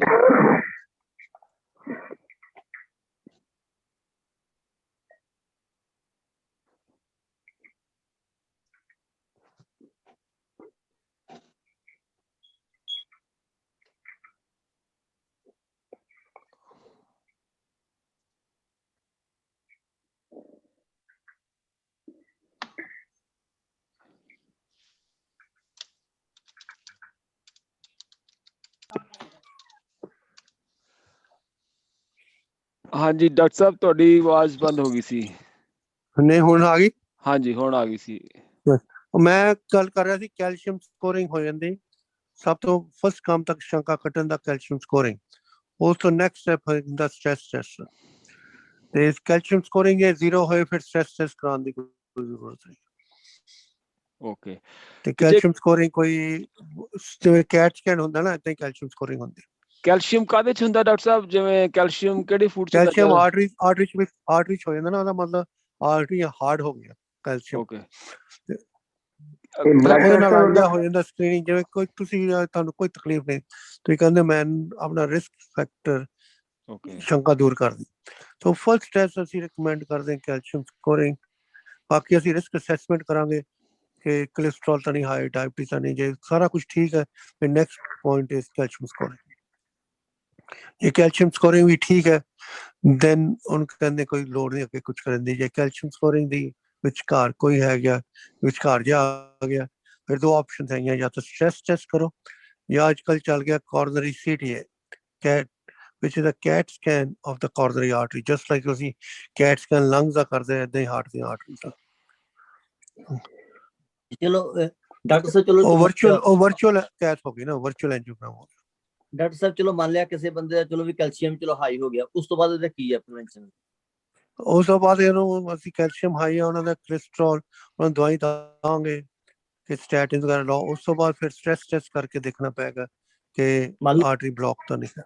ਮਤਲਬ ਇਹ ਚੀਜ਼ ਹੈ ਵੀ ਉਹਨੂੰ ਜਾਨੀ ਕਿ ਮੈਡੀਸਿਨ ਚਾਹੀਦੀ ਹੈ, ਐਸੇ ਮਤਲਬ ਰੈਗੂਲਰ ਹੀ ਹੈ, ਮਤਲਬ ਡਾਈਟ ਦੇ ਤੌਰ ਤੇ ਕੁਝ ਨਹੀਂ ਹੱਲ ਹੈਗਾ ਉਹਦਾ? ਡਾਈਟ ਤਾਂ ਕਰਨੀ ਡਾਈਟ ਦਾ ਪ੍ਰਾਇਮਰੀ ਕੰਮ ਨਹੀਂ ਮਤਲਬ ਉਸ ਵੇਲੇ ਜਿਸ ਪਤਾ ਹੋਵੇ ਉਹਦਾ ਕੈਲਸ਼ੀਅਮ ਹਾਈ ਹੈ, ਉਸ ਤੋਂ ਬਾਅਦ ਵਿਦਆਊਟ ਮੈਡੀਸਿਨ ਤੋਂ ਕੀ ਹੱਲ ਹੋਗਾ? ਵਿਦਆਊਟ ਮੈਡੀਸਨ ਤੋਂ ਇਹੀ ਹੈ ਡਾਈਟ ਐਕਸਰਸਾਈਜ਼ ਜਿਹੜੀ ਆਪਾਂ ਗੱਲ ਕੀਤੀ ਹੁਣੇ। ਬਸ ਉਹੀ ਗੱਲ ਕਹਿੰਦੇ ਵੀ ਜੇਕਰ ਉਸ ਲੈਵਲ ਤੇ ਜਾ ਕੇ ਬੰਦੇ ਨੂੰ ਡਾਈਟ ਜਿਹੜੀ ਐਕਸਰਸਾਈਜ਼ ਚਾਹੀਦੀ, ਇਹ ਤੇ ਅਸੀਂ ਜ਼ਿੰਦਗੀ 'ਚ ਲੈ ਕੇ ਆਉਣਾ ਚਾਹੁੰਦੇ ਹਾਂ ਹਮੇਸ਼ਾ ਲਈ, ਸਦਾ ਲਈ, ਵੀ ਸਾਡੀ ਡਾਈਟ ਵਧੀਆ ਹੋਵੇ, ਐਕਸਰਸਾਈਜ਼ ਵਧੀਆ ਹੋਵੇ, ਸਾਨੂੰ ਇਸ ਚੀਜ਼ ਦਾ ਡਰ ਹੀ ਨਾ ਰਹੇ ਬਾਅਦ 'ਚ। Correct, that's a very good point. Diet exercise ਕਰੋ, ਇਸ ਚੀਜ਼ ਦਾ ਡਰ ਹੀ ਨਹੀਂ ਰਹਿੰਦਾ, ਪਹਿਲਾਂ ਹੀ ਕਰੋ। ਬਸ ਇਹੀ ਮੇਨ ਸਾਡਾ ਮਕਸਦ ਇਹੀ ਹੈ ਲੈ ਕੇ ਆਉਣਾ ਜ਼ਿੰਦਗੀ 'ਚ। ਹਾਂ ਜ਼ਿੰਦਗੀ 'ਚ। ਦੂਜਾ ਇਹ ਕਈ ਵਾਰੀ ਹੁੰਦਾ, ਕਈ ਵਾਰੀ ਬੰਦਾ ਡਾਈਟ ਵੀ ਕਰਦਾ ਰਹਿੰਦਾ, ਐਕਸਰਸਾਈਜ਼ ਤਾਂ ਵੀ ਹੋ ਜਾਂਦੀ, ਇਹ ਡਾਇਨਾਮਿਕ ਪ੍ਰੋਬਲਮ ਹੈ। ਉਹ ਕਿਉਂ ਹੁੰਦੀ ਹੈ ਉਹ ਪੇਸ਼ੈਂਟਸ ਦੇ ਵਿੱਚ? ਉਹਨਾਂ ਦੀ ਫੈਮਿਲੀ ਹਿਸਟਰੀ ਹੁੰਦੀ ਕੁਛ ਨਾ ਕੁਛ, ਉਹ ਸੀ ਫੈਮਿਲੀ ਹਿਸਟਰੀ ਜੈਨੇਟਿਕ, ਉਹਨੂੰ ਰਿਵਰਸ ਨਹੀਂ ਕਰ ਸਕਦੇ। ਇੱਕ ਮੇਰਾ ਕੁਐਸਚਨ ਹੈਗਾ, ਕਈ ਵਾਰੀ ਬਹੁਤ ਸਾਰੇ ਹੈਲੋ ਕੁਐਸਚਨ ਗੋ ਅਹੈਡ। ਹਾਂਜੀ ਕੋਈ ਨਹੀਂ, ਤੁਸੀਂ ਪੁੱਛੋ ਬਾਅਦ ਵਿੱਚ। ਮੈਂ ਪੁੱਛਣਾ ਕਿਹੜੀਆਂ ਚੀਜ਼ਾਂ ਨਾਲ, ਕਿਹੜੇ ਫੂਡ ਖਾਣ ਨਾਲ ਕੈਲਸ਼ੀਅਮ ਇਨਕਰੀਜ਼ ਹੁੰਦਾ ਹੈ ਆਰਟਰੀ ਵਿੱਚ? ਕੈਲਸ਼ੀਅਮ ਜਿਹੜੇ ਇਹ ਫੂਡ ਦਾ ਨਹੀਂ ਹੈ ਚੱਕਰ, ਇਹ ਜ਼ਿਆਦਾ ਜੇ ਤੁਸੀਂ ਹੈ ਵੀ ਆ, ਇਹਦਾ ਕੋਈ ਰਿਸਰਚ ਜਿਹੜੀ ਉਹ ਪੂਰੀ ਤਰ੍ਹਾਂ ਹੈ ਨਹੀਂ ਕਿ ਕਿਹੜੀਆਂ ਚੀਜ਼ਾਂ ਖਾਣ ਨਾਲ ਵਾਈਟ ਜ਼ਿਆਦਾ ਹੁੰਦਾ। ਜੇ ਵਿਟਾਮਿਨ D ਵੀ ਜ਼ਿਆਦਾ ਲੈਂਦੇ ਰਹੋ ਤਾਂ ਵੀ ਕੈਲਸ਼ੀਅਮ ਵੱਧ ਜਾਂਦਾ। ਉਹ ਜਾਂ ਜਿਹੜੀ ਹਾਰਡਨਿੰਗ ਆਫ ਦਾ ਆਰਟਰੀ, ਜਿਵੇਂ ਹੋਮੋਸਿਸਟਿਨ ਜਾਂ ਫੋਲਿਕ ਐਸਿਡ ਜ਼ਿਆਦਾ ਹੋਏ ਤਾਂ ਵੀ ਵੱਧ ਜਾਂਦਾ ਕੈਲਸ਼ੀਅਮ। ਅੱਛਾ। ਤੇ ਜਿਹੜੀਆਂ ਹਾਈ ਪ੍ਰੋਟੀਨ ਡਾਈਟਸ ਆ ਉਹਦੇ ਨਾਲ ਵੱਧ।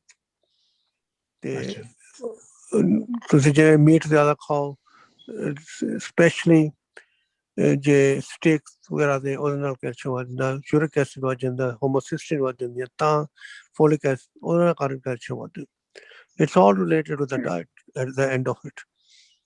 ਤੁਹਾਨੂੰ ਮੈਂ ਇੱਕ ਹੋਰ ਇੰਟਰਸਟਿੰਗ ਟੌਪਿਕ ਡਾਇਟ ਦੀ ਗੱਲ ਕਰ ਰਹੇ। ਸਟੈਨਫੋਰਡ ਦੇ ਵਿੱਚ ਹੈ ਇੱਕ ਡਾਕਟਰ ਅਰਨੀਸ਼, ਅਮਰੀਕਨ ਹੈ ਬੰਦਾ। ਉਹਨੇ ਮੇਰੇ ਵਾਂਗੂ ਵੀ ਐਂਜੀਓਪਲਾਸਟੀ ਦੀ ਕੈਦ ਕਰਦਾ ਸੀ। ਉਹਨੇ ਬੜਾ ਇੰਟਰਸਟ ਹੋਇਆ ਉਹਨੂੰ ਡਾਇਟ ਦਾ ਤੇ Indian ways of vegetarian diet. ਉਹਨੇ ਪਹਿਲਾਂ ਕੈਦ ਕੀਤੇ ਪੇਸ਼ੈਂਟ ਤੇ, ਫਿਰ ਉਹਨਾਂ ਨੂੰ 3 ਮਹੀਨੇ ਰਿਗਰਸ ਡਾਇਟ ਰਿਗਰਸ ਐਕਸਰਸਾਈਜ਼ ਪਾਇਆ। ਉਸ ਤੋਂ ਬਾਅਦ 3 ਮਹੀਨੇ ਫਿਰ ਉਹਨੇ ਬਾਅਦ ਕੈਦ ਕੀਤੀ, ਐਂਜੀਓਗ੍ਰਾਮ ਕੀਤਾ। ਉਹਨੇ ਪ੍ਰੂਵ ਕੀਤਾ ਕਿ 70% ਜਿਹੜਾ ਪਲੈਕ ਆ ਰਿਡਿਊਸ ਹੋ ਗਿਆ। ਤੋ ਉਹਨੂੰ ਹੁਣ ਅਸੀਂ ਕਹਿੰਦੇ ਅਰਨੀਸ਼ ਡਾਇਟ ਇਹੀ ਹੈ ਕਿ basically pure vegetarian and super level of exercise. So there is ਇਹੋ ਜਿਹੀਆਂ ਸਟੱਡੀਜ਼ ਆਉਂਦੀਆਂ, ਤੁਹਾਨੂੰ there is sum truth it element.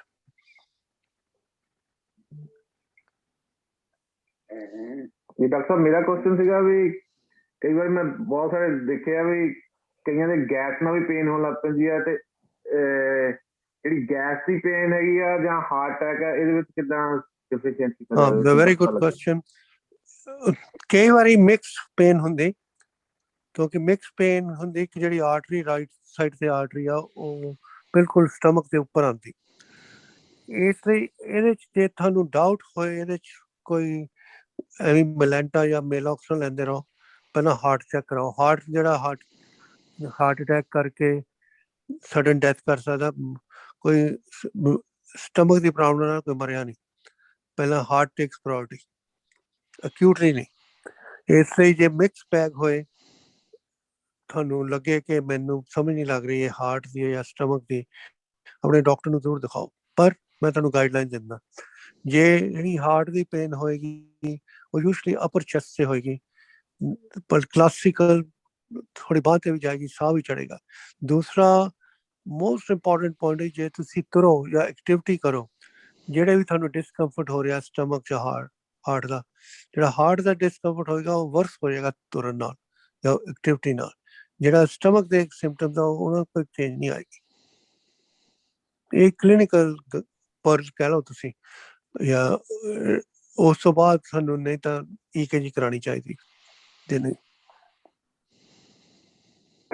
ਅਸੀਂ ਕਈ ਵਾਰੀ ਦੇਖਦੇ ਹਾਂ ਕਿ ਸਟਮਕ ਵਾਲੇ ਗੈਸ ਵਾਲੇ ਪ੍ਰੋਬਲਮ ਕਹਿੰਦੇ ਗੈਸ ਹੋਈ, ਜਦੋਂ ਉਹਨਾਂ ਨੂੰ ਅਸੀਂ ਇਵੈਲੂਏਟ ਕਰਦੇ ਉਹਨਾਂ ਦੀ ਥੱਲੇਲੀ ਆਰਟਰੀ ਬੰਦ ਹੁੰਦੀ। ਤਾਂ ਮੇਰੇ best my advice is activity ਕਰਕੇ ਦੇਖੋ। ਜੇ ਐਕਟੀਵਿਟੀ ਨਾਲ ਸਿੰਪਟਮਸ ਘੱਟ ਜਾਣ ਜਾਂ ਕੋਈ ਚੇਂਜ ਨਾ ਹੋਏ, ਇਹਦਾ ਮਤਲਬ ਹਾਰਟ ਨਹੀਂ ਹੈ।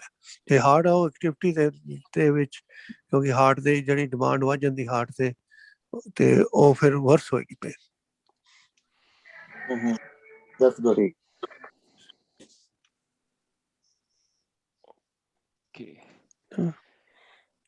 ਹੋਰ ਤਾਂ ਨਹੀਂ ਕੋਈ? ਹਾਂਜੀ, ਹੋਰ ਕੋਈ ਕੁਐਸਚਨ? ਇੱਕ ਡਾਕਟਰ ਸਾਹਿਬ ਹੋਰ ਕੁਐਸਚਨ ਸੀ ਵੀ ਤੁਸੀਂ ਦੱਸਿਆ ਵੀ ਜਿਹੜੇ ਲਾਸਟ 'ਚ ਫਿਰ ਹਾਰਟ ਅਟੈਕ ਹੋ ਜਾਵੇ ਤਾਂ 90 ਮਿੰਟ ਕਰੂਸ਼ਲ ਹੁੰਦੇ ਜੇ ਡਾਕਟਰ ਕੋਲੇ ਲੈ ਕੇ ਜਾਣੇ, ਤੇ ਜੇ 90 ਮਿੰਟ ਡਾਕਟਰ ਨਾ ਮਿਲ ਸਕੇ, ਉਹ ਤੁਸੀਂ ਘਰੇ ਕੀ ਹੁੰਦਾ ਦੇ ਸਕਦੇ ਦਵਾਈ ਐਮਰਜੈਂਸੀ ਵਿੱਚ? ਕੋਈ ਹੈ ਆਪਣੇ ਘਰੇ ਕੋਈ ਹੁੰਦੀ ਦਵਾਈ ਜਿਵੇਂ ਕੁਛ? ਏਦਾਂ ਕਰੋ, ਜੇ ਦੋਨੋਂ ਡਾਕਟਰ ਜ਼ਰੂਰ ਮਿਲਣਗੇ, ਜੇ ਤੁਸੀਂ ਐਸਪਰੀਨ ਦੀ ਗੋਲੀ ਜ਼ਰੂਰ ਰੱਖੋ ਘਰ। ਜੇ ਤੁਹਾਨੂੰ ਦਰਦ ਹੋਏ, ਐਸਪਰੀਨ ਦੀਆਂ 2 ਗੋਲੀਆਂ ਜ਼ਰੂਰ ਲਓ। 81 ਮਿਲੀਗ੍ਰਾਮ ਦੀਆਂ 162 ਮਿਲੀਗ੍ਰਾਮ ਦੀ ਐਸਪਰੀਨ ਜ਼ਰੂਰ ਘਰ ਰੱਖੋ।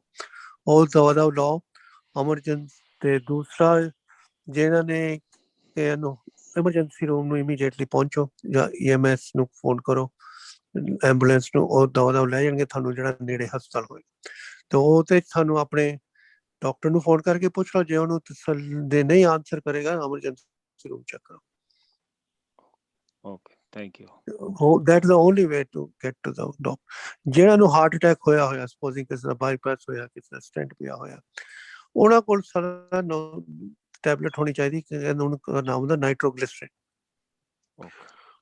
ਹੁਣ ਪਤਾ ਨਹੀਂ, ਤੇ ਉਹ ਜਿਹੜੀ ਜੀਭ ਦੇ ਥੱਲੇ ਰੱਖੋ, ਉਹਨੂੰ ਪੂਰੀ ਚੱਬਣ ਦੀ ਲੋੜ ਨਹੀਂ, ਉਹ ਜੀਭ ਦੇ ਥੱਲੇ ਰੱਖੋ। ਜੇ ਚੈਸਟ ਪੇਨ ਹੋ ਜਾਏ ਘਰ, ਜੇ 5 ਮਿੰਟ ਦੇ ਅੰਦਰ ਅੰਦਰ ਚੈਸਟ ਪੇਨ ਠੀਕ ਨਾ ਹੋਏ ਸੈਕਿੰਡ ਟੈਬਲੇਟ ਲਓ, ਸੈਕਿੰਡ ਟੈਬਲੇਟ ਤੋਂ ਬਾਅਦ ਠੀਕ ਨਾ ਹੋਏ ਥਰਡ ਲੈਸ ਹੋ ਜਾਏ, 3 ਤੋਂ ਬਾਅਦ ਠੀਕ ਨਾ ਹੋਏ ਫਿਰ ਸਿੱਧਾ 911।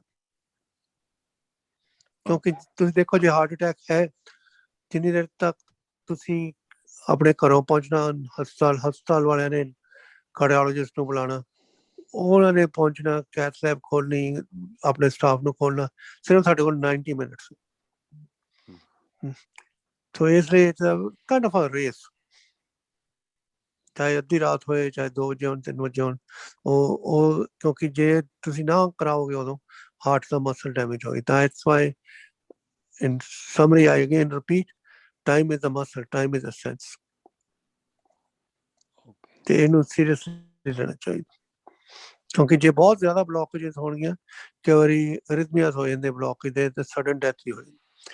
ਜਿਹੜੀਆਂ ਸਡਨ ਡੈਥ ਹੈ ਉਹ ਆਪਣਾ ਕਿਸੇ ਹੋਰ ਦਿਨ ਟੌਪਿਕ ਕਰਾਂਗੇ, different topic। 300,000 sudden people suddenly die at home or somewhere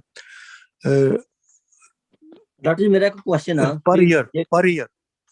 doctor ਮੇਰਾ ਉਹਨਾਂ ਕੁਐਸਚਨ ਆ ਚੋਂ 50% ਜਿਹੜੇ ਆ ਬਲੋਕੇਜ ਕਰਨ। ਹਾਂਜੀ, ਮੇਰਾ ਕੁਐਸਚਨ ਆ ਵੀ ਜੇਕਰ ਕਿਸੇ ਦੀ ਕੋਈ ਬਲੋਕੇਜ ਹੋ ਰਹੀ ਆ ਤੇ ਕੀ ਉਹਨੂੰ ਮੰਨ ਲਓ ਵੀ ਬਲੋਕੇਜ ਨੂੰ ਓਪਨ ਕਰਨ ਵਾਸਤੇ ਕੀ ਕਰਨਾ ਚਾਹੀਦਾ ਉਸ ਵੇਲੇ ਬਾਅਦ? ਇਹ ਤਾਂ ਮੈਂ ਕਿਹਾ ਕਿ ਐਸਪਰੀਨ ਘਰੋਂ ਲਓ, ਐਮਰਜੈਂਸੀ ਰੂਮ ਚ ਪਾਓ, ਫਿਰ ਕਾਰਡੀਓਲੋਜਿਸਟ ਆਉਣਗੇ, ਜਿਹੜਾ ਸਟੈਂਟ ਤੇ ਤੁਹਾਡੀਆਂ ਪਿਕਚਰ ਮੈਂ ਦਿਖਾਈਆਂ ਉਹ ਖੋਲਣਗੇ। ਨਹੀਂ ਉਹ ਲੱਗਦਾ ਵੀ ਕੋਈ ਜਿੱਦਾਂ ਆਮ ਜਿੱਦਾਂ ਉਮਰ ਵਧਦੀ ਕਰਕੇ ਜਿੱਦਾਂ ਦੀ ਬਲੋਕੇਜ ਹੋ ਜਾਂਦੀ ਆ, ਉਹਨੂੰ ਫਿਰ ਜਾਨੀ ਰੈਗੂਲਰ ਡਾਈਟ ਕਰਕੇ ਲੈ ਕੇ ਆਉਣਾ ਹੋਵੇ ਨਾਰਮਲ, ਤੇ ਉਹਦਾ ਕੀ ਹੈ ਪ੍ਰੀਵੈਂਟ? ਕਿ ਰੈਗੂਲਰ ਕੀ ਬਜ਼ੁਰਗ ਏਜ ਕਾਰਨ ਜਿੱਦਾਂ ਇਸ ਵੇਲੇ ਹੈ ਨਾ ਵੀ ਠੀਕ ਆ, ਕੋਈ ਬੰਦਾ ਨਾਰਮਲ ਚੱਲਦਾ, ਉਹਨੂੰ ਕੀ ਪਤਾ ਹੋਵੇ ਚਾਹੇ ਵੀ ਬਲੋਕੇਜ ਹੋਵੇ। ਅੱਛਾ, ਜੇ ਦੇਖੋ ਜੇ ਤਾਂ ਅਕਿਊਟ ਪੇਨ ਹੈ ਨਹੀਂ, ਨਾਰਮਲ, ਤੁਸੀਂ ਦੋ ਚੀਜ਼ਾਂ ਚ ਡਿਫਰੈਂਸ਼ੀਏਟ ਕਰਨਾ ਪੈਣਾ ਤੁਹਾਨੂੰ ਜਦੋਂ ਤੁਸੀਂ ਬਾਹਰ ਹੋ ਔਨ ਦਾ ਰੋਡ। ਇੱਕ ਤਾਂ ਅਕਿਊਟ ਪੇਨ ਹੈ ਜਾਂ ਨਹੀਂ, ਜੇ ਅਕਿਊਟ ਚੈਸਟ ਪੇਨ ਹੋ ਰਹੀ ਹੈ ਫਿਰ ਤਾਂ ਜਿਹੜਾ ਮੈਂ ਪਹਿਲਾਂ ਤੁਹਾਨੂੰ ਕਿਹਾ ਟੌਪਿਕ 90 ਮਿੰਟ ਵਾਲਾ, ਉਹਦੇ ਜਾ।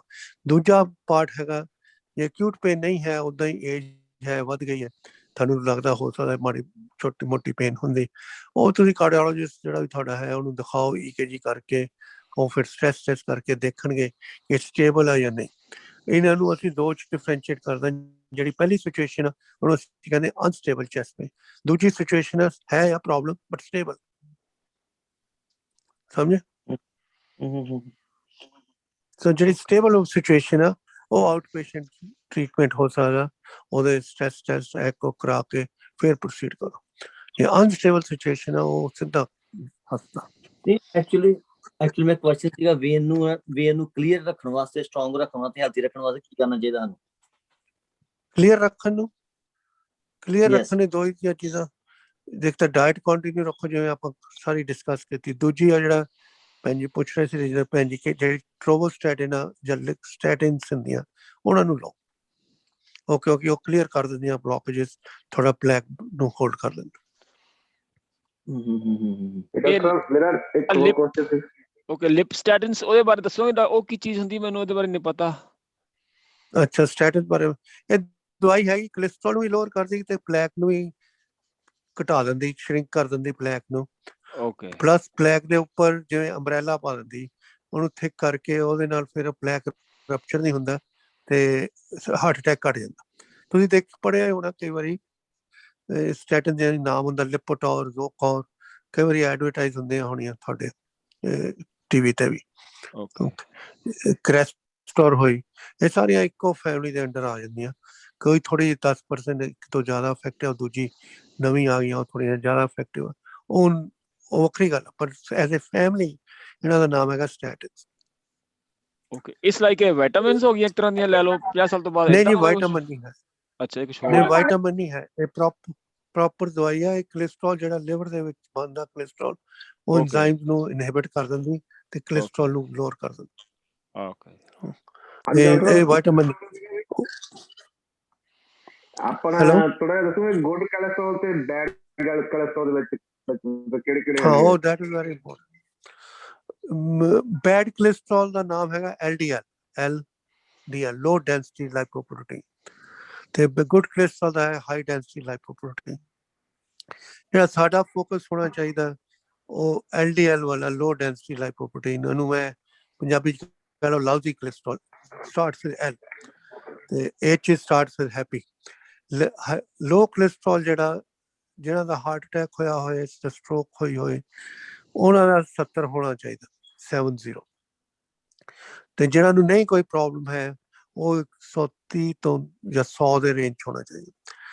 ਉਹ ਵੀ ਲੋਅਰ ਕਰਨ ਲਈ ਡਾਇਟ ਤੇ ਸਟੈਟਿਨਸ ਹੁੰਦੀਆਂ। ਇਹਨੂੰ ਜਿਹੜਾ ਮੇਨ ਕੰਪੋਨੈਂਟ ਹਾਰਟ ਅਟੈਕ ਦਾ ਉਹ ਲੋ ਬੈਡ ਕੋਲੇਸਟਰੋਲ, ਜਿਹੜਾ ਉਹ ਲੋ LDL ਉਹ ਕਰ। ਜਿਹੜਾ ਹਾਈ ਕੋਲੇਸਟਰੋਲ ਆ ਕਾਲ ਹਾਈ ਡੈਂਸਿਟੀ ਲਾਈਪੋਪ੍ਰੋਟੀਨ, ਉਹ ਕਹਿੰਦਾ H, ਉਹ ਜਿੰਨਾ ਹਾਈ ਹੋਏ ਉਹਨਾਂ ਫਾਇਦਾ। ਉਹ ਹਾਈ ਕਰਨ ਲਈ ਐਕਸਰਸਾਈਜ਼ ਹੁੰਦਾ। ਤੇ ਅੱਜ ਕੱਲ ਜਿਹੜੀ ਥਿਊਰੀ ਚੱਲ ਰਹੀ ਹੈ ਹਾਈ ਡੈਂਸਿਟੀ ਜਿਹੜੀ ਹੈ ਲਾਈਪੋਪ੍ਰੋਟੀਨ, ਉਹਦਾ ਕੋਈ ਇੰਪੈਕਟ ਘੱਟ, ਫੋਕਸ ਜਿਹੜਾ ਹੈ ਸਿਰਫ LDL ਤੇ। ਪਰ ਪੁਰਾਣੇ ਜ਼ਮਾਨਿਆਂ 'ਚ ਅਸੀਂ ਕਰਦੇ ਸੀ ਕਿ ਰੇਸ਼ੋ ਕੱਢ ਦਿੰਦੇ ਸੀ ਕਿ ਹਾਈ ਤੇ ਲੋ ਦੀ ਕਿੰਨੀ ਰੇਸ਼ੋ। ਅੱਜ ਕੱਲ ਉਹ ਜਿਹੜੀ ਥਿਊਰੀ ਆ ਉਹ ਕੱਢੀ ਗਈ ਹੈ। Main focus in LDL, but ਵੀ ਜਿਹੜਾ ਹਾਈ ਕੋਲੇਸਟਰੋਲ ਉਹਦੇ ਬਾਰੇ ਵੀ ਸੋਚੀਦਾ, ਪਰ ਇੰਨਾ ਜ਼ਿਆਦਾ ਨਹੀਂ ਸੋਚੀਦਾ, ਇੰਨਾ ਇੰਪੈਕਟ ਨਹੀਂ ਆ। ਮੇਨ ਫੋਕਸ ਹੈਗਾ LDL, ਜਿਹੜਾ ਲੋ ਬੈਡ ਕੋਲੇਸਟਰੋਲ, ਉਹਨੂੰ ਲੋ ਤੇ ਲੋ ਰੱਖੋ, ਲੋਅਰ ਦਾ ਬੈਟਰ। ਓਕੇ, ਹੋਰ ਹੁੰਦਾ ਨਾ ਟਰਾਈ ਇਦਾਂ ਕਰਕੇ ਸਮਥਿੰਗ। ਹਾਂਜੀ, ਇੱਕ ਹੋਰ ਕੋਲੇਸਟ੍ਰੋਲ ਦਾ ਟਰਾਈ ਇਦਾਂ ਕਰਕੇ ਸਮਥਿੰਗ ਹੁੰਦਾ। Triglyceride, that's important, very good ਹਾਂਜੀ। क्वेश्चन। ट्राइग्लिसराइड है एक ਕੰਪੋਨੈਂਟ ਹੈ ਕੋਲੇਸਟਰੋਲ ਦਾ, ਗੁੱਡ ਪੁਆਇੰਟ। ਇਹ ਜਿਹਨਾਂ ਨੂੰ ਡਾਇਬੈਟਿਕ ਹੋਣ ਜਾਂ ਜਿਹਨਾਂ ਦਾ ਪੇਟ ਵਧਿਆ ਹੋਏ, ਸੈਂਟਰਲ ਓਬੇਸਿਟੀ ਹੋਏ, ਜਾਂ ਜਿਹੜੇ ਅਲਕੋਹਲ ਜ਼ਿਆਦਾ ਪੀਂਦੇ, ਉਹਨਾਂ 'ਚ ਟਰਾਈਗਲਿਸਰਾਈਡ ਵੱਧ ਜਾਂਦਾ। ਟਰਾਈਗਲਿਸਰਾਈਡ, isolated triglyceride is also risk factor, meaning ਤੁਹਾਡਾ LDL ਚਾਹੇ ਠੀਕ ਹੈ ਪਰ ਟਰਾਈਗਲਿਸਰਾਈਡ ਹਾਈ ਹੈ। ਜੇ ਉਹ ਟਰਾਈਗਲਿਸਰਾਈਡ 150 ਤੋਂ ਜ਼ਿਆਦਾ ਹਾਈ ਹੈ, ਇਹਦਾ ਮਤਲਬ ਰਿਸਕ ਫੈਕਟਰ ਜ਼ਿਆਦਾ। ਜੇ 400 ਤੋਂ ਹੁਣ ਜ਼ਿਆਦਾ ਰਿਸਕ ਫੈਕਟਰ। ਉਹ ਟਰਾਈਗਲਿਸਰਾਈਡਸ ਕਈ ਵਾਰੀ ਜੈਨੇਟਿਕਸ ਕਾਰਨ ਵੀ ਹੁੰਦੇ, ਕਈ ਵਾਰੀ ਡਰਿੰਕ ਕਾਰਨ ਵੀ। ਡਰਿੰਕ ਤਾਂ ਅਸੀਂ ਚਲੋ ਅਵੋਇਡ ਕਰ ਲਓ, ਉਹਨੂੰ ਘਟਾ ਦਿਓ। ਜੈਨੇਟਿਕਸ ਕਾਰਨ ਜਿਹੜੀ ਉਹਨੂੰ ਅਸੀਂ ਚੇਂਜ ਨਹੀਂ ਕਰ ਸਕਦੇ। ਉਹਦੀਆਂ ਦਵਾਈਆਂ ਜਿਹੜੀਆਂ ਸਲਾਈਟਲੀ ਡਿਫਰੈਂਟ ਆ ਸਟੈਟਿਨ ਨਾਲੋਂ, ਜਿਹੜੀ ਲੋ ਕੋਲੇਸਟਰੋਲ, ਉਹ ਇੱਕ ਦਵਾਈਆਂ ਆਉਂਦੀਆਂ ਫਾਈਬਰੇਟ ਜਾਂ ਵਸੀਪਾ, ਉਹ ਜਿਹੜੀ ਹੈ ਫਿਸ਼ ਆਇਲ ਆ ਬੇਸਿਕਲੀ। ਓਕੇ, ਉਹ ਨਵੀਆਂ ਦਵਾਈਆਂ ਆ ਗਈਆਂ, ਉਹ ਉਹਦੇ ਨਾਲ ਟਰਾਈਗਲਿਸਰਾਈਡ ਵੀ ਅਸੀਂ ਕੋਸ਼ਿਸ਼ ਕਰਦੇ ਹਾਂ 150 ਤੋਂ ਥੱਲੇ ਆ। ਦੋਨੋਂ ਚੀਜ਼ਾਂ ਖਿਆਲ, ਦੋ ਜਿਹੜੀਆਂ ਤਿੰਨਾਂ ਚੋਂ ਦੋ ਚੀਜ਼ਾਂ ਜਿਹੜੀਆਂ ਖਿਆਲ ਕਰਨ ਵਾਲੀਆਂ, ਲੋ LDL ਲੋ ਕੋਲੇਸਟਰੋਲ ਤੇ ਬੈਡ ਕੋਲੇਸਟਰੋਲ ਇੱਕੋ ਚੀਜ਼ ਹੈ, ਦੂਜਾ ਟਰਾਈਗਲਿਸਰਾਈਡ। ਹਾਂਜੀ ਡਾਕਟਰ ਸਾਹਿਬ, ਇੱਕ ਮੇਰਾ ਹੋਰ ਕੁਐਸਚਨ ਸੀਗਾ ਵੀ ਆਪਾਂ ਜਿੱਦਾਂ ਕਹਿੰਦੇ ਹੁੰਦੇ ਆ ਫਿਸ਼ ਆਇਲ ਜਾਂ ਇਦਾਂ ਦੇ ਕੋਈ ਕੈਪਸੂਲ ਵਗੈਰਾ ਲੈਣੇ ਚਾਹੀਦੇ, ਇਹ ਲੈਣੇ ਚਾਹੀਦੇ ਜਾਂ ਨਹੀਂ ਲੈਣੇ ਚਾਹੀਦੇ, ਇਹਨਾਂ ਦੇ ਬਾਰੇ ਕੀ ਤੁਹਾਡਾ ਹੈਗਾ? ਉਹ ਬਹੁਤ ਵੱਡੀ ਇੰਡਸਟਰੀ ਬਣ ਗਈ ਫਿਸ਼ ਆਇਲ ਵਗੈਰਾ ਦੀ। ਜੋ ਲੇਟੈਸਟ ਡੇਟਾ ਆ ਉਹਦਾ ਨਿਊਟਰਲ ਇਫੈਕਟ ਆਇਆ ਕਿ ਉਹਦਾ ਕੋਈ ਫਾਇਦਾ ਨਹੀਂ ਪਹਿਲਾਂ ਦਿੰਦੇ ਰਹੇ, ਕਿਉਂਕਿ ਜਿਹੜੀ ਅਸੀਂ ਦਿੰਦੇ ਵਸੀਪਾ ਵਗੈਰਾ ਟਰਾਈਗਲਿਸਰਾਈਡ ਡੋਜ਼, ਉਹ ਡਿਫਰੈਂਟ ਸਾਲਟ ਡਿਫਰੈਂਟ ਹੈ ਜਿਹੜਾ ਬਾਜ਼ਾਰ 'ਚ ਅਵੇਲੇਬਲ ਹੈ ਫਿਸ਼ ਆਇਲ। ਤਾਂ ਉਹ ਡੇਟਾ ਨੈਗੇਟਿਵ ਹੈ, ਉਹ ਸਟੱਡੀਜ਼, ਕਿ ਉਹਨਾਂ ਦਾ ਕੋਈ ਇੰਪੈਕਟ ਕੋਈ ਨਹੀਂ ਹੈ। ਉਹ ਫਿਰ ਯੂਜ਼ਲੈਸ ਹੈ, ਵੀ ਉਹਨੂੰ ਖਾਣਾ ਨਾ ਖਾਣਾ ਇੱਕ ਬਰਾਬਰ ਹੈ। ਹਾਂ, ਉਹ ਆਪਣੇ ਮਨ ਨੂੰ, ਦਿਮਾਗ ਨੂੰ ਟ੍ਰੀਟ ਕਰਨ ਵਾਲੀ ਗੱਲ, ਉਹਦਾ ਕੋਈ ਫਾਇਦਾ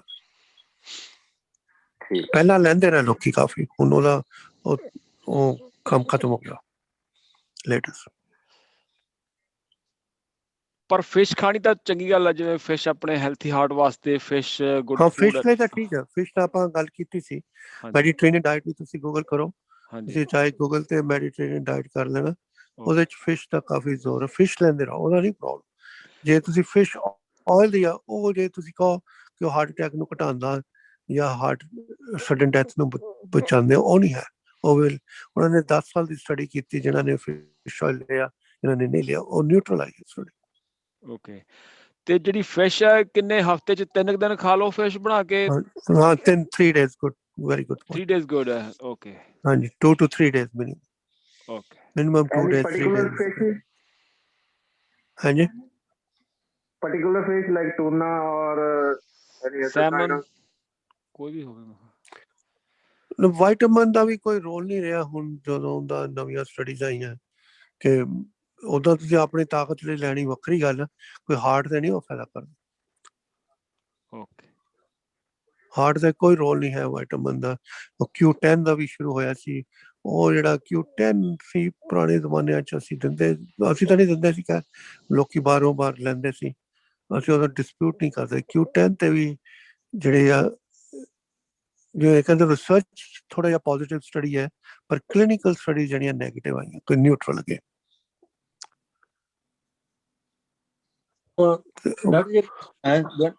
ਜਿਹੜੀ ਕਾਫੀ ਹੈ, ਜਿਹੜੀ ਰੈਗੂਲਰ 1-2 ਕੱਪ ਪੀਣਾ ਹੈ, ਇਹ ਮਤਲਬ ਡਸ ਅਫੈਕਟ ਦਾ ਕਾਫੀ ਠੀਕ ਆ, ਨਹੀਂ ਕਾਫੀ ਬਲੱਡ ਪ੍ਰੈਸ਼ਰ ਲਈ ਜ਼ਿਆਦਾ ਲੋਕ ਤਾਂ ਖਰਾਬ ਆ, ਪਰ ਹਾਰਟ ਲਈ ਉਹਦਾ ਕਾਫੀ ਕਹਿੰਦੇ ਠੀਕ।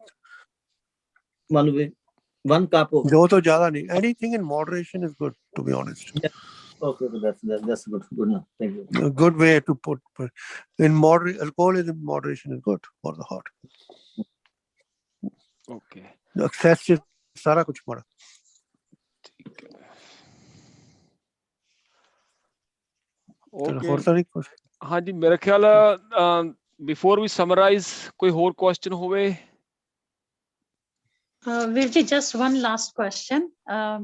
It's about portable EKG monitor. ਉਹ ਮੈਂ ਪੁੱਛਣਾ ਚਾਹਨੀ ਹਾਂ ਡਾਕਟਰ ਸਾਹਿਬ ਨੂੰ ਵੀ ਉਹ ਕਿੰਨਾ ਕੁ ਐਕਿਊਰੇਟ ਹੈਗਾ ਆ ਮੋਬਾਈਲ EKG ਮੋਨੀਟਰ ਜਿਹੜਾ ਅਸੀਂ ਘਰ ਯੂਜ਼ ਕਰਦੇ ਹਾਂ। ਜਿਹੜੇ ਥੋੜੇ ਜਿਹੜਾ ਐਪਲ ਵਗੈਰਾ ਨੇ ਲਾਇਆ ਨਹੀਂ ਸੈਮ ਐਂਡਰੋਇਡ ਦੇ ਨਾਲ ਯੂਜ਼ ਕਰੀਦਾ ਐਪ ਦੇ ਵਿੱਚ ਪਾ ਕੇ ਉਹਨੂੰ, ਪਰ ਲਿਆ ਹੋਇਆ ਛੋਟੀ ਜਿਹੀ ਡਿਵਾਈਸ ਆ। ਹਾਂਜੀ, ਛੋਟੀ ਨਹੀਂ ਮੋਬਾਈਲ ਨਹੀਂ, ਛੋਟੀ ਜਿਹੀ ਡਿਵਾਈਸ ਆ, ਉਹਦੇ ਉੱਤੇ ਫਿੰਗਰਸ ਰੱਖ ਕੇ ਕਰਨਾ ਆ, ਬਟ ਫੋਨ ਤੇ ਨਾਲ ਦੇ ਆਰ ਗੁੱਡ। ਪਰ ਉਹ ਜਿਹੜੇ ਹੈ ਮੋਬਾਈਲ ਡਿਵਾਈਸ ਬੜੇ ਕਾਮਨ ਹੋ ਰਹੇ ਹਾਰਟ ਦੇ ਵਿੱਚ, not only including Apple watch. ਤੁਸੀਂ ਦੇਖਿਆ ਹੋਣਾ, ਇਹ ਵੀ ਤੁਹਾਡਾ ਜਿਹੜਾ ਤੁਸੀਂ ਕਹਿ ਰਹੇ ਹੋ mobile EKG, it is fine. ਜੇ ਕੋਈ ਕੋਈ ਆਰਟੀਫੈਕਟ ਕਾਫੀ ਹੁੰਦੇ ਨਾ, ਡਬਲ ਚੈੱਕ ਕਰਾਉਣਾ ਚਾਹੀਦਾ ਦਿਖਾ ਕੇ, ਤੇ ਹਾਲੇ ਉਹ ਫਾਈਨ ਟਿਊਨ ਨਹੀਂ ਹੋਏ, ਬਟ ਦੇ ਆਰ ਗੋਇੰਗ 1-2 ਸਾਲ ਵੇਟ ਕਰੋ ਤਾਂ ਜ਼ਿਆਦਾ ਫਾਈਨ ਟਿਊਨ ਹੋਏਗੇ ਲੋਕ।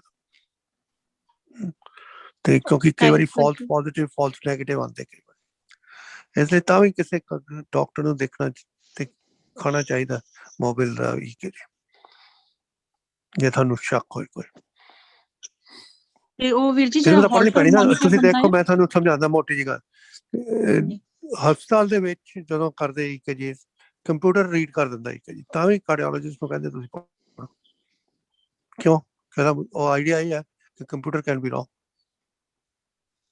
It facilitates, but it is not the ultimate answer. ਉਹਨੂੰ ਕਿਸੇ ਨੂੰ ਕੁਆਲੀਫਾਈਡ ਬੰਦੇ ਨੂੰ ਦੇਖਣੀ ਪੈਗੀ ਕਿ ਜੇ ਉਹਦਾ it's too much a risk, ਤੁਹਾਨੂੰ ਕੋਈ false positive false negative, specially with the heart. So ਉਹਨੂੰ ਥੋੜਾ ਜਿਹਾ ਇਹ ਠੀਕ ਹੈ, ਅਰਿਥਮੀਆਜ਼ ਲਈ ਠੀਕ ਆ ਡਿਵਾਈਸਿਸ, ਕਿਉਂਕਿ ਅਰਿਥਮੀਆ ਦੇ ਚਲੋ ਹਾਰਟ ਰੇਟ ਵਧਿਆ ਘਟ ਗਿਆ, ਇਰੈਗੂਲਰ ਹੋ ਗਿਆ ਨਹੀਂ ਹੋ ਗਿਆ, ਉਹਦੇ 'ਚ ਇੰਪੈਕਟ ਘੱਟ। ਤੁਸੀਂ EKG ਤੇ ਜੇ ਹਾਰਟ ਅਟੈਕ ਹੈ ਉਹ ਆਏਗੀ ਤੁਹਾਨੂੰ ਉੱਥੇ ਹਾਰਟ ਅਟੈਕ, ਤੇ ਉਹਦੇ 'ਚ ਕੋਈ ਗਲਤ ਹੋਇਆ, ਫਾਲਸ ਪੋਜ਼ਿਟਿਵ ਫਾਲਸ ਨੈਗੇਟਿਵ, ਉਹ ਜ਼ਰੂਰ ਚੈੱਕ ਕਰਾਉਣਾ ਚਾਹੀਦਾ।